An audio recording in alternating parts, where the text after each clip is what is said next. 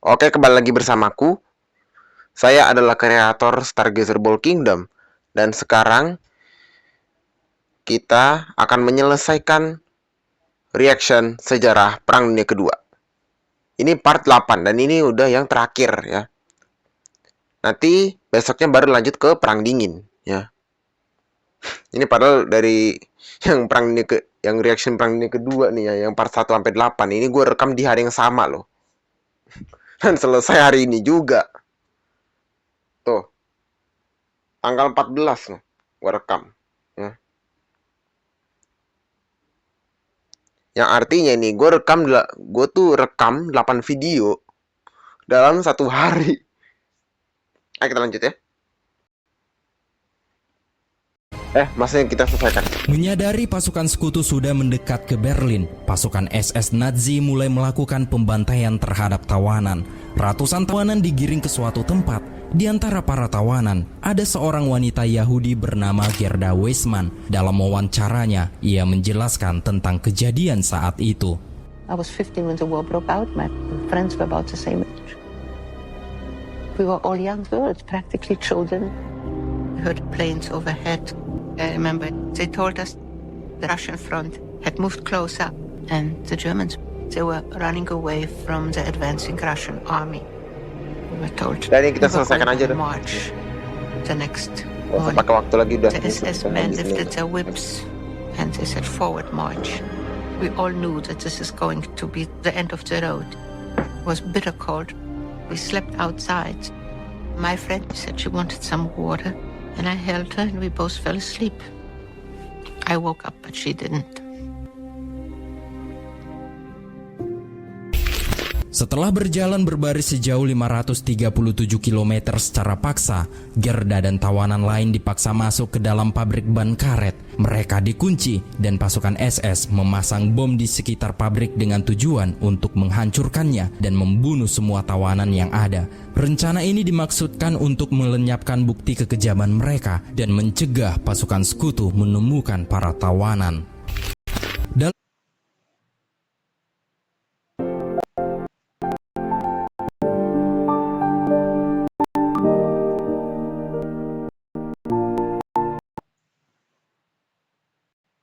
Dalam cara Gerda, ia mengatakan bahwa semua para tahanan berusaha mencoba untuk keluar menyelamatkan diri. Namun tidak ada satu tahanan pun yang mampu menghancurkan pintu pabrik. Mereka hanya bisa terduduk diam dan menyadari bahwa hari itu adalah hari terakhir hidup mereka. Sementara itu, sebagian pasukan Amerika Serikat sudah sampai di tepi barat Rhine dan pasukan Amerika Serikat bergerak cepat memasuki Jerman. Sedangkan pasukan Stalin menyerang dari wilayah timur. Pasukan Stalin terus melakukan gempuran dengan artilerinya. Di saat pasukan Stalin yang masih berperang di wilayah timur, pasukan Amerika Serikat yang berada di bagian barat terus melakukan serangan brutal melalui udara.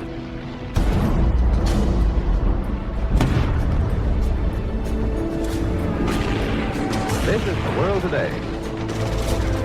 The German resistance west of the Rhine is still crumbling, and American columns are racing deep into Germany.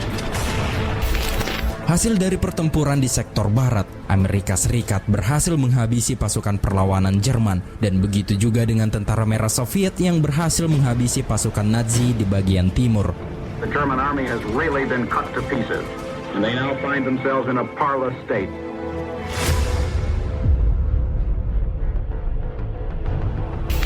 Kini tentara merah Soviet sudah berada 12 km dari gerbang Berlin dan akan melakukan pertempuran besar-besaran di Berlin. Walaupun pasukan sekutu sudah memaksa Hitler untuk menyerah, namun Hitler masih berambisi untuk mempertahankan Berlin dan menolak menyerah. Maka dari itu, kota Berlin akan dijadikan sebagai medan pertempuran yang barbar.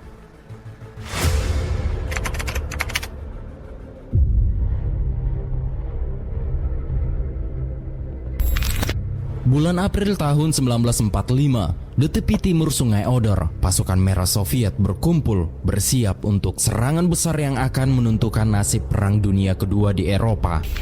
Di bawah komandan Marsekal Georgi Zhukov, ia mencoba mengatur strategi yang baik untuk menghadapi benteng Nazi Jerman. Setelah strategi ini diatur dan semua peralatan tempur disiapkan, barulah pasukan tentara merah Soviet mulai melakukan serangan brutal ke Berlin dengan meluncurkan senjata andalan mereka, yaitu Katyusha.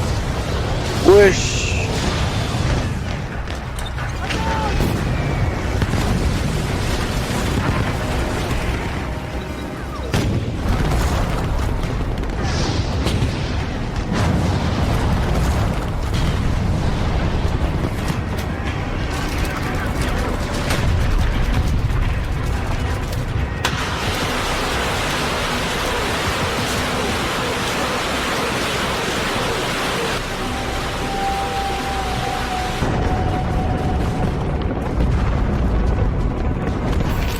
Setelah serangan Katyusha dan artileri selesai, barulah tank-tank dan infanteri Soviet memasuki wilayah Berlin untuk melakukan serangan jarak dekat.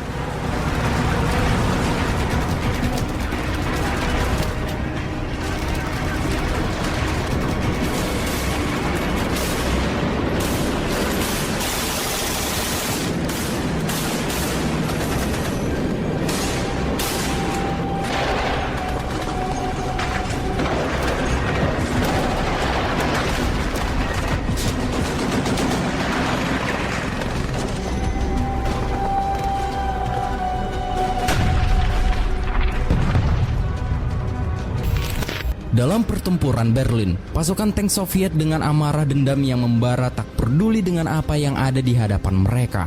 Mereka melindas apa saja yang ada di hadapan mereka, maupun itu mayat ataupun korban terluka yang masih hidup. Sementara itu, Hans Mucheberg yang merupakan tentara Volkssturm ditempatkan di posisi terdepan untuk menghalau pasukan Soviet. Dalam wawancaranya, ia menceritakan tentang perjuangannya selama di medan perang. Ich bin auf einmal den Russen entgegengelaufen.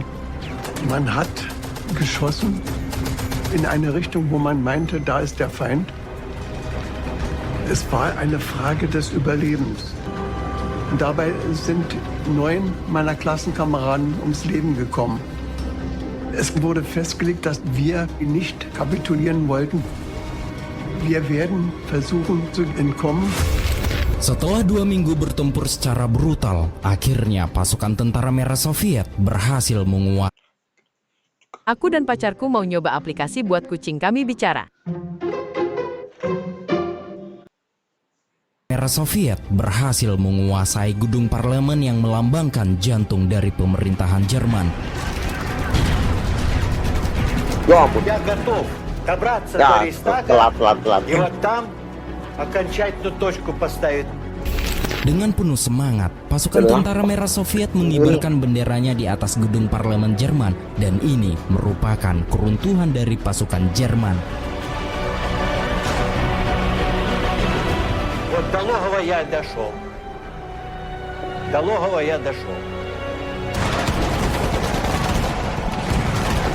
Setelah mengibarkan bendera Uni Soviet, barulah Uni Soviet menebar pengumuman melalui broadcast bahwa Jerman telah berhasil ditaklukkan. Германская армия разгромлена. Германия побеждена. Germany has surrendered unconditionally on all fronts and to all the Allies, the United States, Great Britain, Soviet Russia, and France. The Germans signed the papers at 19 minutes before 3 o'clock this morning French time in a little red schoolhouse at Reims, France. Kini ribuan pasukan Jerman yang masih tersisa mulai menyerahkan diri. Mengetahui Nazi Jerman telah runtuh, tanggal 30 April 1945, Adolf Hitler mengakhiri hidupnya dengan 1 peluru ke kepala.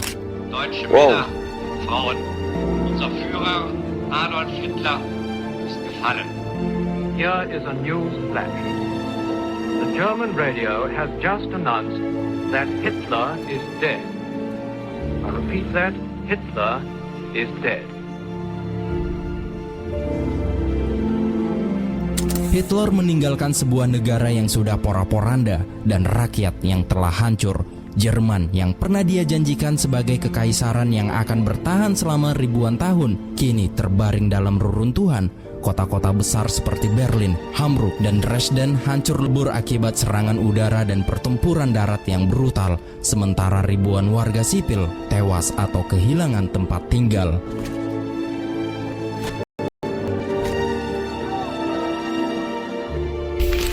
Hitler mengakhiri hidupnya, tanggal 12 April 1945 di Amerika Serikat, Presiden Amerika, yaitu Franklin Delano Roosevelt, ternyata sudah meninggal dunia akibat mengidap stroke masif.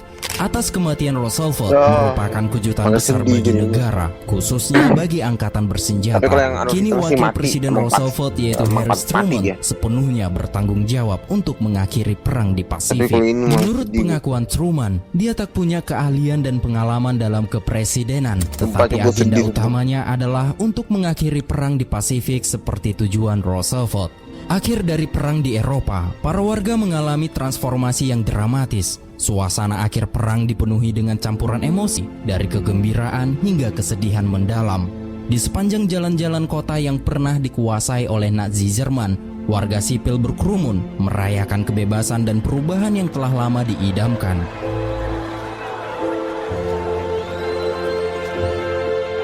We may allow ourselves a brief period of rejoicing. Today is Victory in Europe Day. Sementara itu, di kem-kem konsentrasi yang telah dibebaskan, seperti Auschwitz dan Dachau, para sekutu mulai menampaki jalan panjang menuju pemulihan. Wajah-wajah yang tirus dan mata-mata yang penuh luka batin menceritakan kisah penderitaan yang tak terbayangkan. Pemandangan yang mengerikan pun diperlihatkan dengan penampakan mayat-mayat tahanan yang bertumpuk kering di sepanjang jalan. Sementara itu di pabrik ban karet yang terletak di pinggiran kota Berlin, para tahanan yang sebelumnya dimasukkan ke pabrik ternyata masih selamat. Itu dikarenakan bom yang dipasang di sekeliling pabrik terkena hujan deras. Hujan tersebut meresap ke dalam tanah dan mengenangi area pabrik, termasuk tempat bom-bom itu dipasang. Air hujan yang membasahi bom-bom tersebut membuat sumbu dan mekanisme pemicunya rusak, sehingga menyebabkan bom-bom itu tidak aktif lagi. Kemudian pasukan sekutu berhasil membebaskan para tawanan di pabrik. Para tawanan mendapat perawatan medis dan bantuan yang mereka butuhkan. Para tahanan yang selamat dari pabrik tersebut kemudian menceritakan kisah mereka. Mereka menjadi saksi bisu dari keajaiban yang terjadi di saat-saat akhir Perang Dunia Kedua di Eropa. Di saat Eropa merayakan akhir dari Perang Dunia Kedua, di belahan Pasifik, perang masih terus berlangsung di Okinawa. Kapal-kapal Amerika Serikat yang sudah mendekati Pulau Okinawa langsung melakukan serangan brutal dari kapal armada mereka.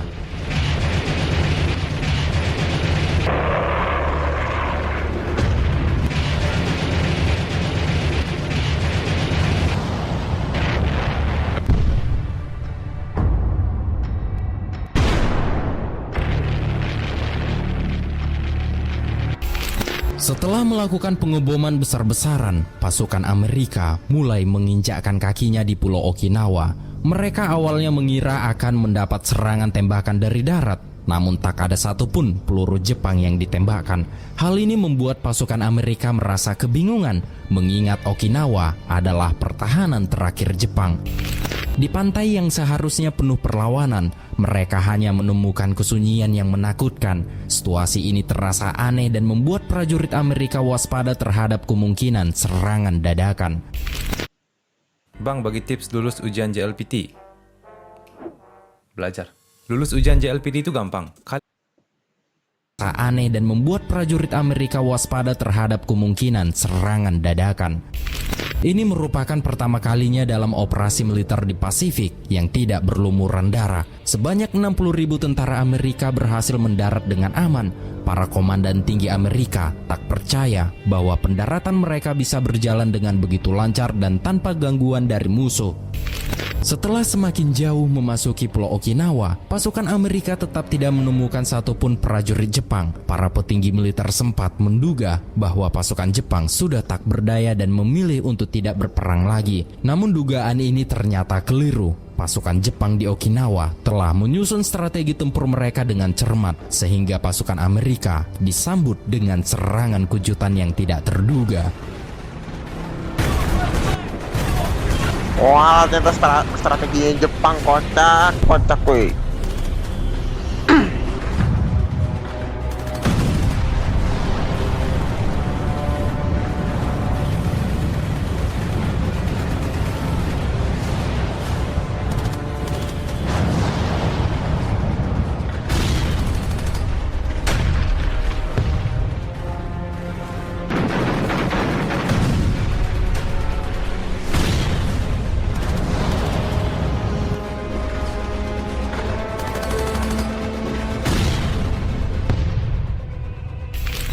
Sementara itu, di udara ratusan pesawat kamikaze berdatangan menyerang kapal Amerika.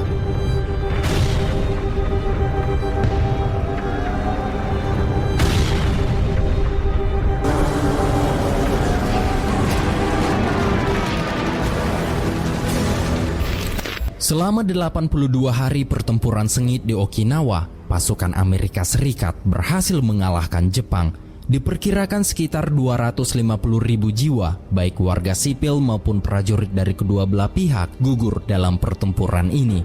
Selain itu, sekitar 10.000 tentara Jepang di pulau tersebut memilih untuk menyerah.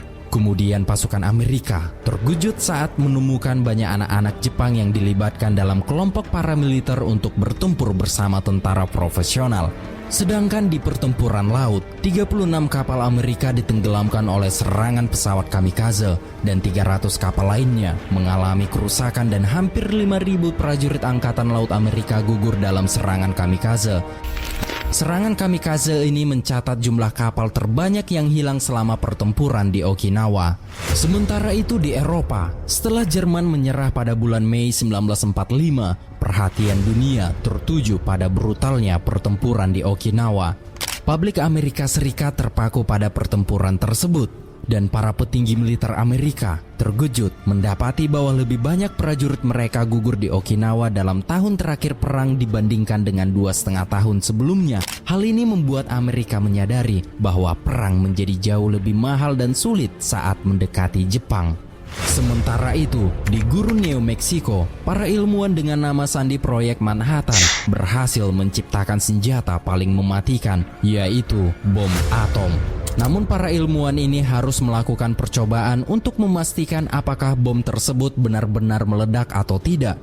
Kemudian pada tanggal 16 Juli 1945 di jam 5.30, pengujian bom atom pun dilakukan. Wih, ini yang gue suka. Wih. Hari di belakang. Atas keberhasilan menciptakan bom atom, para pemimpin dunia berkumpul di konferensi Potsdam di Jerman untuk membahas strategi invasi ke Jepang. Hasil dari pertemuan ini, akhirnya Truman menemukan cara untuk mengakhiri perang tanpa harus melakukan invasi yang berpotensi mengakibatkan banyak korban jiwa Amerika, yaitu melalui serangan bom atom. Kemudian tanggal 26 Juli tahun 1945, Jepang diperingatkan oleh Amerika Serikat, Inggris, dan Tiongkok untuk menyerah tanpa syarat. Dan jika Jepang menolak untuk menyerah, maka Jepang akan mengalami kehancuran total. Sementara itu, bagi pemimpin militer Jepang, peringatan semacam itu dianggap sebagai penghinaan. Maka dari itu Jepang menolak untuk menyerah, dan militer Jepang tetap bertekad untuk melanjutkan peperangan. Kini kurang lebih 900.000 prajurit Jepang bersiap menghalau pasukan Amerika di Pulau Kyushu. Mengetahui banyaknya prajurit Jepang di Pulau Kyushu, maka Truman membuat rapat dan debat panjang tentang pertempuran di Pulau Kyushu. Dari sudut pandang Truman, ia menyadari bahwa pertempuran di Pulau Kyushu akan mengakibatkan banyak korban jiwa di antara prajurit Amerika. Oleh karena itu, Truman memutuskan untuk melanjutkan kebijakan yang dibuat oleh Roosevelt, yaitu menjatuhkan bom atom ke Jepang tanpa peringatan. Ah, mantap nih. Ya, udah asik-asik malah iklan.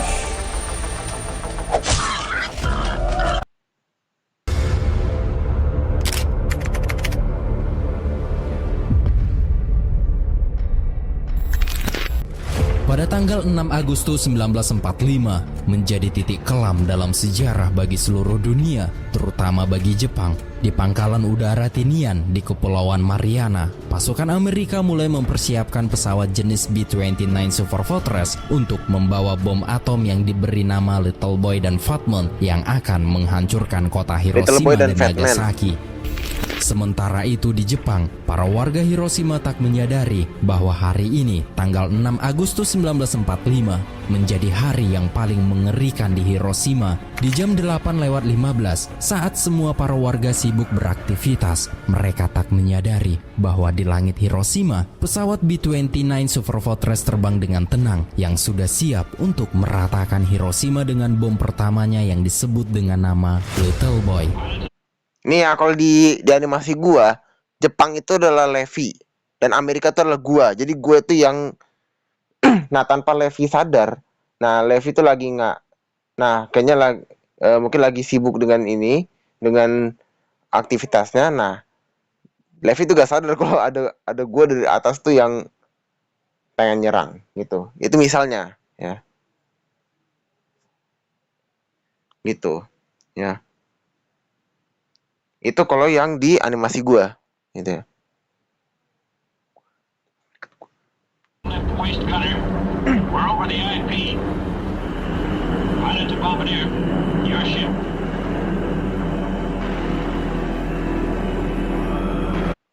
Dan dari peristiwa ini juga alasan mengapa gue itu kasih perannya Levi itu adalah Jepang.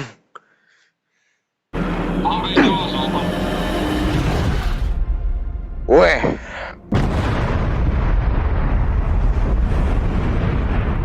Itu baru satu. Ya. It is an atomic bomb.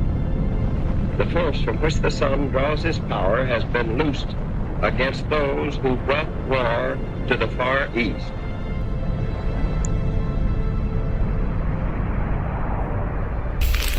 Setelah 2 hari dari penghancuran Hiroshima, tepatnya tanggal 9 Agustus 1945, Amerika Serikat kembali melakukan pengoboman ke Nagasaki dan bom kedua ini dikenal sebagai Fatman.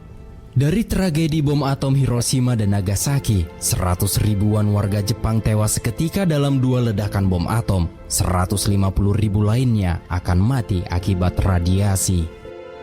The city of Hiroshima has been destroyed and practically all living things were literally seared to death by the blast. 60% of the built-up area of the city had vanished, almost without trace. Japan has surrendered. War has ended throughout the world. I ask you at this solemn hour to remember all who have laid down their lives and all who have endured the loss of those they love. Congratulations for being alive and listening on this night. Millions didn't make it.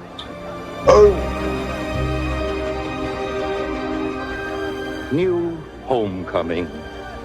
The men who tilted guns of battleships and stoked them in epic battle will ride the level ferries of bay and river. The pilot, with many missions, will do errands for some civilian company. And tank men will drive a powered lawnmower while their fathers watch.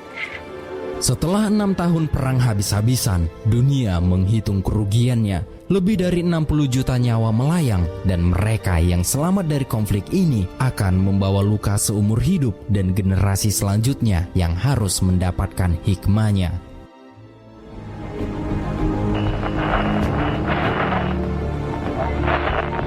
A couple of Nazi war criminals, Goering and von Rundstedt, both of them big fish. They've been caught and they've been brought to Britain now.